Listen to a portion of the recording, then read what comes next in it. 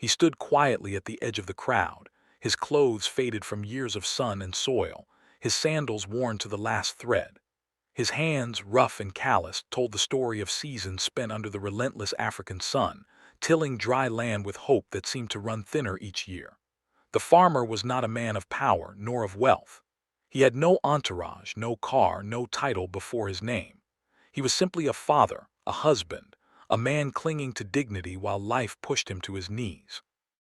That morning the president had arrived in the village, his convoy cutting through the dusty road like a river of polished metal.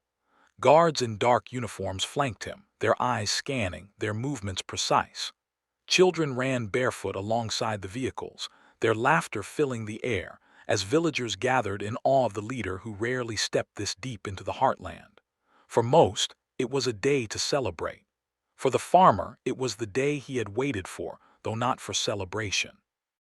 It was the day he would dare to speak. As the president stepped out, the crowd erupted in cheers.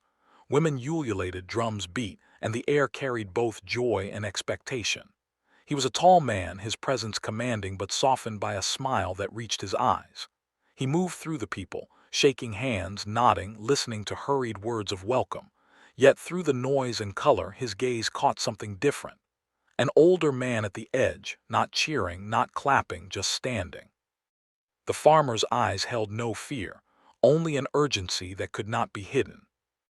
The president's advisors gestured for him to move on, to keep to the schedule, but something in the farmer's posture, something in the way he held his cap pressed tightly to his chest, pulled the president closer. Against the tide of protocol, he walked toward the man who looked like he had carried the weight of an entire season on his back. "Sir," the farmer began, his voice trembling but steady enough to cut through the chatter around them. He did not bow, he did not lower his head. He spoke as one human to another, though the distance between their worlds was immeasurable. "I have tilled this land all my life. I have fed my family with what little the earth gave back. But this year," he paused, swallowing hard, as though the words themselves carried the dust of his barren fields. "This year, the rains never came. My crops withered before they grew.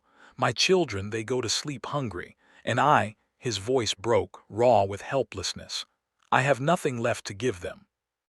The silence that followed was heavy, pressing on every chest. The crowd shifted uneasily. It was rare, almost unthinkable for someone so ordinary, so powerless, to lay his heart bare before the leader of the nation. Eyes darted between the farmer and the president, waiting for the response. Would he dismiss the man? Would he smile politely and move on? Or would he truly listen? The president did not answer right away. He studied the farmer, the creases of his face carved by years of toil, the hands that trembled not from fear but from exhaustion. He reached out, gently placing a hand on the farmer's shoulder, and for a moment, the cameras, the guards, the advisors, all of it disappeared. It was only two men face to face, one who had lost almost everything and one who carried the power to change it. "What is your name?" the president asked softly. The farmer blinked, surprised by the question. "Kofi," he said, his voice barely more than a whisper. "Kofi," the president repeated, as if to make sure the entire village heard it, as if to remind everyone that the man before him was not just another villager, not just another problem in a long list of issues to be solved. He was a person, with a name, a life, and children who were hungry. The president turned to his advisors, who were already shifting uncomfortably. This was not in the plan. The schedule was tight, the speeches prepared, but the president raised a hand to silence them. "Tell me, Kofi," he said, "if you had the chance to speak to the whole nation right now, what would you say?" The farmer's eyes widened. He glanced at the crowd, then back at the president. His lips parted, but no words came. This was not a question he had expected, not a stage he had imagined himself standing on. He took a deep breath, and with the courage of a man who had nothing left to lose, he spoke. "I would say," his voice steadied, growing stronger with each word, "we are not lazy. We are not asking for pity. We are farmers. We rise before dawn, we sweat until the sun sets. We fight against the earth itself to put food on the table. All we ask is a chance. Give us water, give us tools, give us roads to take our crops to the markets. Give us hope so that our children do not have to choose between hunger and leaving the land of their fathers." The air quivered with the weight of his words. Women wiped tears from their eyes, men nodded silently, and even the guards shifted, their stern faces softening. The farmer's plea was not just his, it was the voice of countless others who had never been heard. The president did not interrupt. He did not look away. He let the man finish, absorbing every syllable. And when the farmer's voice finally broke, trailing off into the hum of the gathered crowd, the president took a deep breath and spoke. "Kofi," he said slowly, "you have spoken not only for yourself but for your people. And I promise you your words will not fall on dry ground. Today, before all who have gathered here, I give you my word." The crowd leaned forward, breathless. "That change will begin here, with you." The roar that erupted was unlike any welcome or cheer given before. It was not for the president alone. It was for the farmer, for his courage, for his voice finally being heard. And yet, no one knew then just how far those words would travel, how deeply they would cut into the hearts of millions beyond that village. Because sometimes, the most powerful speeches are not delivered by presidents, but by farmers who dare to speak the truth. The village did not sleep that night. News traveled faster than the wind, carried from one home to another, spreading across the dusty paths and beyond the rolling fields.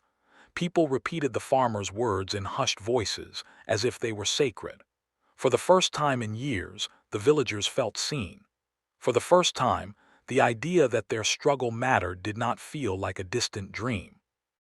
But for the president, the night brought no rest either. He sat in the modest guest house arranged for his visit, the echoes of Kofi's trembling voice still lingering in his mind. Leaders often hear speeches, petitions, requests. Most fade into the noise of politics. But this one had been different. It had been raw, unpolished, and painfully real. It was not just the farmer's plea. It was the face of every mother skipping meals so her children could eat, every father staring at cracked soil, praying for rain. The president leaned forward at his desk, pen hovering over a blank page.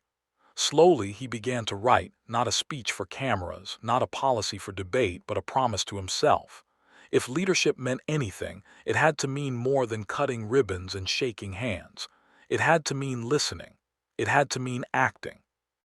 The next morning, the sun rose on a village buzzing with activity. The president returned to the square, where the people had already gathered. Children clung to their mothers, elders leaned on their canes, and somewhere in the crowd, Kofi stood again, still unsure if yesterday's moment had truly happened or if it had been a dream. The president raised his hand for silence. His voice carried across the square, strong but warm. "My friends, yesterday one among you spoke words that reached my heart. He reminded me and all of us what leadership is truly about. It is not about sitting in grand halls or attending meetings in faraway cities. It is about standing here where the soil cracks under your feet, where the sun burns your skin, where your children cry at night from hunger. It is about you." The crowd shifted, leaning in. "I will not return to the capital and forget this place," the president continued. "I will not let these words fade into the dust. Today I make a commitment. A new program will begin here in this very village. Wells will be dug, irrigation will be built. Seeds and tools will be provided not as charity but as investment, because your hands, your labor, are the foundation of this nation." The cheer that followed rolled like thunder, but behind it was something deeper: relief. For once, promises did not feel like distant political theater. They felt close, personal, and urgent. Mothers embraced their children tighter, fathers exchanged glances filled with new possibility. But in the middle of the applause, the president turned again toward Kofi. His gaze found the farmer easily, as though drawn to him. "And you, Kofi," he said, "you spoke not only for yourself but for millions who have never been heard. Your courage has changed more than this village. It has changed me." The farmer lowered his head, overwhelmed. He had expected perhaps a handshake, maybe polite words. He had never imagined this. His heart raced, his knees trembled. He wanted to speak, but emotion closed his throat. So he simply placed his hand over his chest and bowed, not in submission, but in gratitude. What neither of them knew was that a journalist, stationed among the villagers, had recorded the entire exchange. Within hours, the video spread from phone to phone, crossing towns, cities, and borders. By evening, millions had watched the footage of a poor farmer daring to speak to power, and a president lowering his guard to listen. People cried as they replayed Kofi's words. Farmers in distant provinces whispered his name, inspired by his courage. Students in classrooms discussed the meaning of true